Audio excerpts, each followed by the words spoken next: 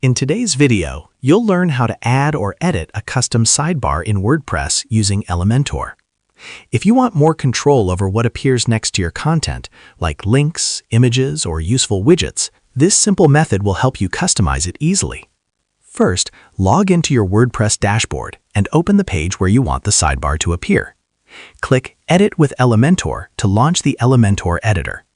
Once the editor loads, look at the panel on the left side. This is where all Elementor widgets are located.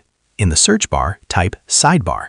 When the sidebar widget appears, simply drag and drop it into the section of your page where you want the sidebar to show up. After placing the widget, you'll see an option to choose which sidebar you want to display. WordPress themes often come with built-in sidebars, so you can select one of those if it already exists. But what if you want to customize what appears inside the sidebar? To do that, go back to your WordPress dashboard. From the menu, click Appearance, then select Widgets. Here you'll see different widget areas, including the main sidebar.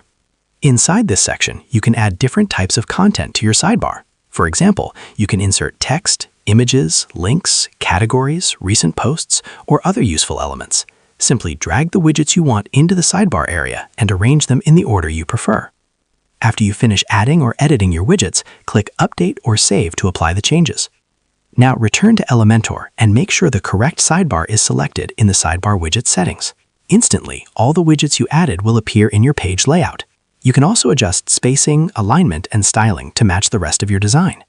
Using this method gives you full control over what appears next to your website content, helping you create a more organized and useful layout for visitors. And that's how you add or edit a custom sidebar in WordPress using Elementor. Share this video and subscribe for more helpful